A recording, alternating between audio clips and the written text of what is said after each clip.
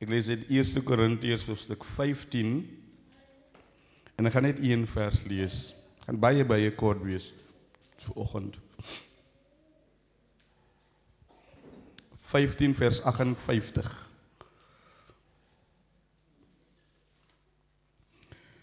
Eerste Korintiërs 15, ook Berlin en haar man. Welkom hier by Trinity, man. Chantel en haar man.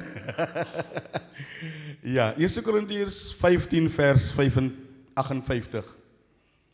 Daarom, my geliefde broeders, wees standvastig, onbeweeglik, altyd oorvloedig in die werk van die Here, omdat julle weet dat julle arbeid in die Here nie te vergeefs is nie. Wees standvastig, onbeweeglik, altyd oorvloedig in die werk van die Here, omdat julle weet dat julle arbeid in die Here nie te vergeefs is nie. Therefore, my dear brothers and sisters, stand firm. Let nothing move you. Always give yourselves fully to the work of the Lord, because you know that your labor in the Lord is not in vain. Die Here seën sy woord tot ons elkeen se harte. Wanneer Paulus in 1 Korintiërs 15 met ons deel, dan is hy besig om 'n spesifieke probleem in die gemeente aan te spreek. Hy sien daar was onenigheid of meningsverskil in die kerk van Korinte ten opsigte van die wederkoms van Christus, ten opsigte van die opstanding. Sommige in die gemeente het geglo dat daar nie opstanding is nie, dat die dood die einde is, terwyl ander moontlike ander oogpunt gehuldig het. Maar nou kom Paulus en hy spreek dan juis daardie probleem aan, en hy verseker hulle dat daar 'n opstanding van die dode is, dat daar 'n wederkoms van Christus is, dat daar 'n hiernamaals is, dat die dood nie die einde is nie. En nadat hy al hierdie dinge met hulle gespreek het, kom Paulus en hy eindig hierdie hoofstuk af. Ek wil amper sê op 'n hoogtepunt. Hy sê nadat hy al die goed het gesê het, wil hy eintlik hulle bemoedig. Wil hy eintlik hulle vra om vas te hou. Daarom kom hy op die laaste vers van hierdie hoofstuk en hy sê vir hulle: my geliefde broeders, wees standvastig. Moenie wankel nie. Moenie dat enige iets jou rondgooi nie. 'n Wonderlike bemoediging vir die gemeente, dat hulle nie moet toelaat dat enige vreemde doktrine of enig iets hulle die mekaar maak en hulle wegneem van God en van Christus se gebod af nie. Jy moet onthou dat in die tyd van Paulus was daar afgodedienaars gewees. Daar was mense wat ander gode aanbid het. En ek is seker hulle het probeer om hulle idees op die kerk en van Korinte af te dwing, om hulle te oortuig dat daar nie 'n opstanding is nie. Maar nou kom Paulus en op sy besondere manier verduidelik Paulus vir hulle dat daar wel 'n opstanding is, dat daar wel 'n wederkoms is, maar hy bemoedig hulle. He encourages them that they need to stand firm. They need to be steadfast. In die gesig of in te midde van trials, in the face of temptation, in the face of prosecution, in the face of opposition, they need to stand firm. They need to be rooted in the doctrines, in the word of God, sodat hulle nie net sommer so wanneer enige dwaalleer kom doen, dat hulle somme weggegooi moet word nie, of meegeslee moet word nie. Ons lewe in 'n besondere tyd. Ons lewe in 'n tyd waar die Christelike waardes werklik aangeval wees. 'n Mens weet nie meer wat is reg en wat is verkeerd nie. Want ons wil compromise met die wêreld. Ons wil hulle tevrede stel. Ons wil hulle gelukkig maak. Ons wil soos hulle wees. Maar die Bybel is duidelik dat ons is nie van hierdie wêreld nie. En ons moet nie konform aan hierdie wêreld en sy waardes nie. Dinge verander man, dinge is gedurig deur besig om te verander. Deesdae sien ons die ouetjies gebruik, ek weet nie wat is die nuwe ding wat hulle nou gebruik vir die rokery en die vape of goed noem hulle dit. Hulle gebruik hierdie goed nou, ek het eendag gevra, wat is die goede wat hulle so trek? Ek weet nie eers wat die goede is nie. Hulle gebruik dwelms. Homoseksualiteit is die orde van die dag en dit word aanvaar asof dit reg is. Dit word aanvaar asof dit die werklikheid is. Ons begin 'n skewe beeld te kry van wat aanvaarbaar is en wat nie aanvaarbaar is nie. En daarom kom Paulus en hy sê vir ons, moenie afwyk van hierdie leer nie. Moenie afwyk van hierdie beginsels wat ek by julle ingeprint het nie. Stand firm. Be steadfast. Soms gaan ons maar met die crowd. Soms word ons maar deel van die crowd. Is mos makliker om saam met die crowd te wees. Maar Petrus skryf vir ons that you shall not follow a crowd to do evil. En ek is aandagtig aan wat aan die tuin van Eden gebeur het. Hoe slings Eva vir Adam verlei het. En net so is die Satan ook. Hy kom op 'n slinkse manier om jou te mislei, om jou te laat glo wat jy doen is die regte ding, maar dan is dit nie die werklike ding nie. Daarom sê die woord van die Here vir ons dat ons moet sterk staan, ons moet standvastig staan, ons moet nie toelaat dat die fondasies van ons geloof geskid word nie. Ephesians 6:10-11 Be strong in the Lord and in His mighty power. Psalm 28:7 The Lord is my strength, my shield, my heart trust in Him. Ons moet niks toelaat om ons te beweeg nie. Storms is daar om ons soms die mekaar te maak. Temptation is soms daar om ons die mekaar te maak, maar dit kom soms om ons standvastigheid te toets, of ons die toets sal weerstaan.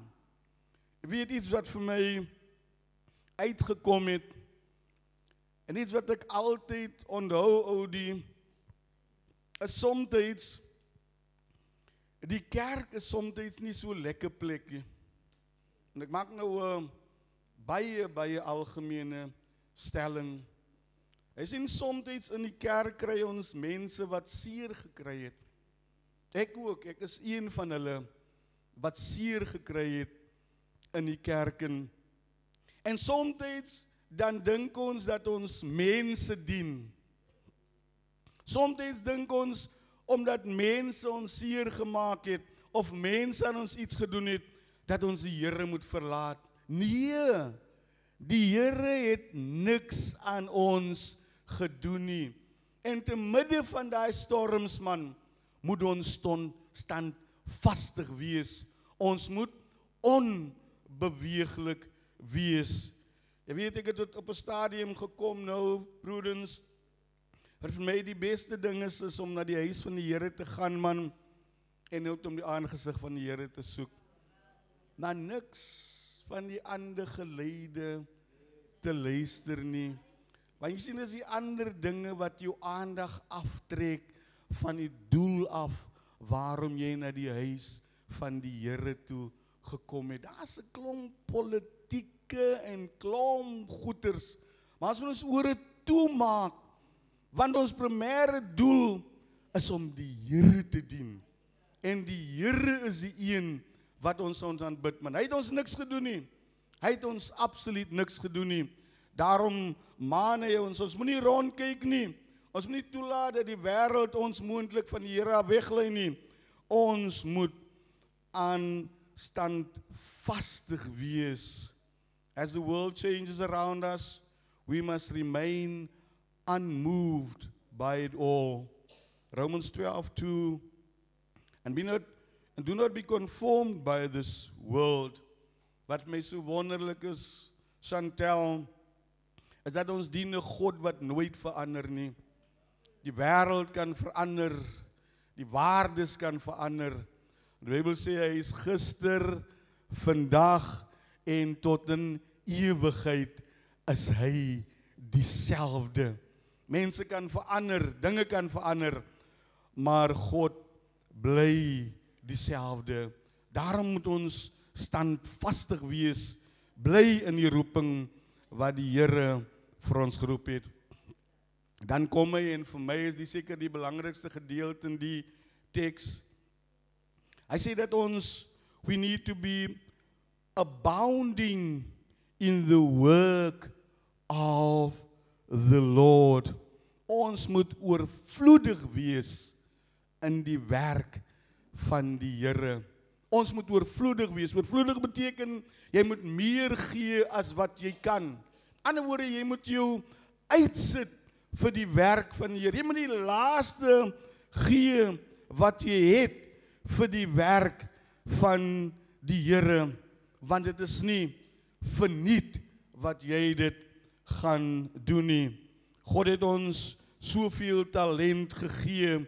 God het ons soveel gawes gegee wat hy wil hê ons moet gebruik in sy koninkryk.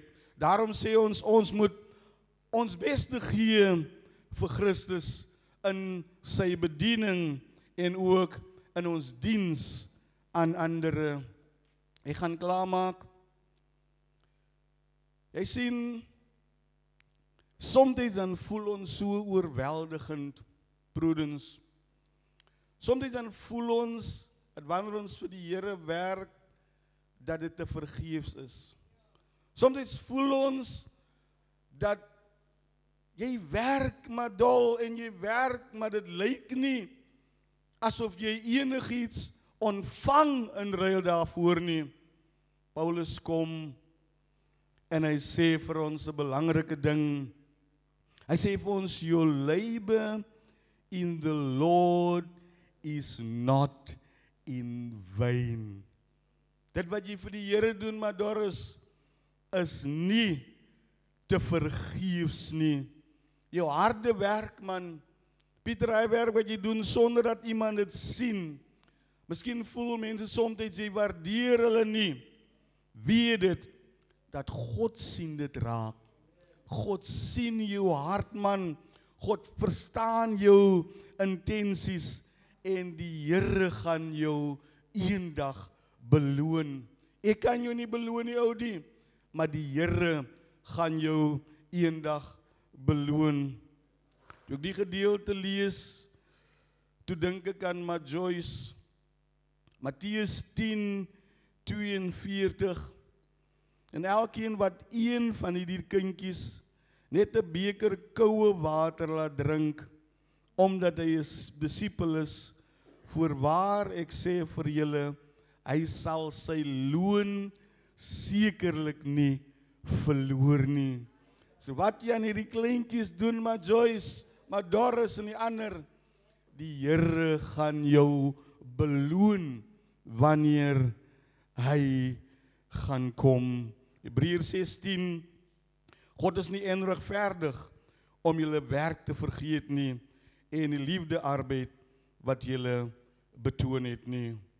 Mense hou nie daarvan dat daar gepreek moet word oor die hemel nie, oudie. Mense sê ons is, so sê hulle, heavenly, ek weet nie heavenly wat nie. En ek weet nie wat se earthly ding is nie, maar ek glo dat ons moet praat van die hiernamaals. Ek glo dat ons moet praat en weet dat daar 'n verwagting is by ons, dat ons eendag, wanneer ons by die Here gaan kom, dat ons loon by hom gaan ontvang. Luke 19:19, and he said to him, well done, good servant, because you were faithful in a very little, have authority over 10 cities. So die Here gaan ons beloon wanneer ons gaan kom aan. Moenie ophou nie man, laat ons nie moeg raak om goed te doen nie, want die Here gaan ons op die regte tyd beloon. En kom ons wees standvastig my broer, kom ons laat ons nie deur dinge of mense rondskud nie, kom ons bly by die Here en die Here gaan ons seën. Kom ons sluit ons oë. Here, dankie dat ons op U kan vertrou. Dankie dat ons U woord ons help vanoggend en ons herinner dat ons moet standvastig wees, dat die doktrines en die dinge van die wêreld ons nie moet beweeg nie, die verandering in die wêreld nie, my God, maar dat ons diensbaar moet wees vir die werk, Here, want U gaan ons beloon op die regte tyd. Seën ons, Here, seën Trinity, my God. Ek bid dit in Jesus naam. Amen.